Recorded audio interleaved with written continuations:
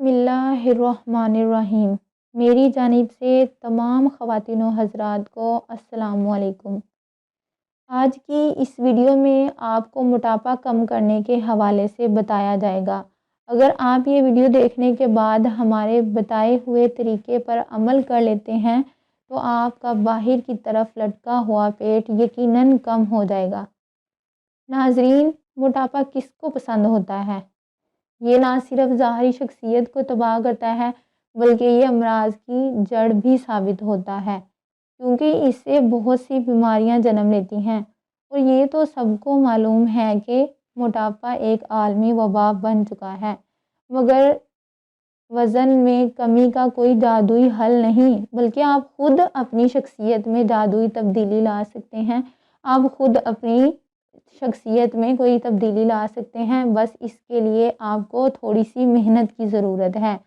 जैसा कि एक अंदाज़े के मुताबिक इस वक्त दुनिया में 70% अफराद मोटापे या इजाफी वज़न का शिकार हैं, जबकि ऐसे अफराद मोटापा या अपना वज़न कम करने के लिए जहां ज़्यादा वक्त भूख का शिकार रहने को तरजीह देते हैं, ज़्यादातर लोग यही समझते हैं कि इंसान का तर्ज ज़िंदगी, खाने पीने का शौक़, हर वक्त बैठे रहने, सोए रहने या वर्जिश ना करने की वजह से वज़न बढ़ता है और मोटापे का शिकार होता है।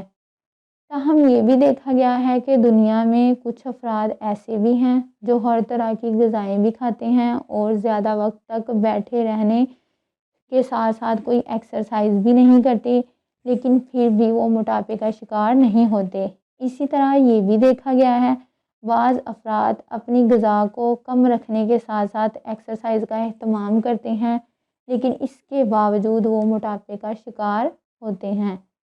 तो सवाल ये पैदा होता है कि मोटापे को कैसे कम किया जाए।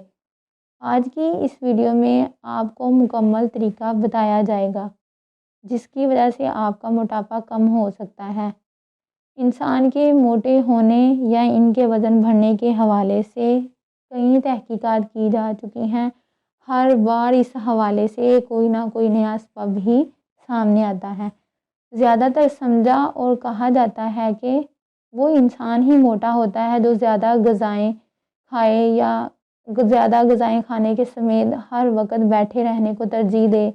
बाज़ अफराद को ये भी कहा जाता है कि इनकी नौकरी इस तरह की है कि वो ज़्यादातर कुर्सी पर बैठे रहते हैं और गाड़ी में सफ़र करते हैं, कोई वर्जिश नहीं करते, अपने काम की टेबल पर खाना खाते हैं, जिसकी वजह से इनका वज़न बढ़ जाता है। मोटापा बढ़ने की वजह से यकीनन दुनिया में कई तरह के मसाइल भी होते हैं और तरक्की पज़ीर ममालिक समेत तरक्की याफ्ता ममालिक में लोगों के मरने का सबब मोटापा भी है।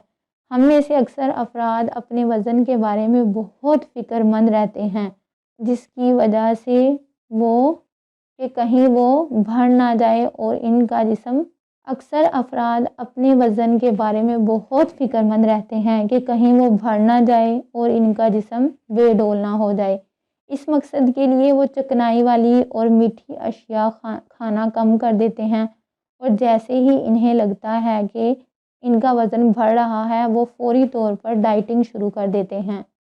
ताहम इस तमाम तरह एहतियात के बावजूद वज़न में इजाफ़ा होता रहता है और लोग समझ नहीं पाते कि इनका वज़न आखिर बढ़ क्यों रहा है।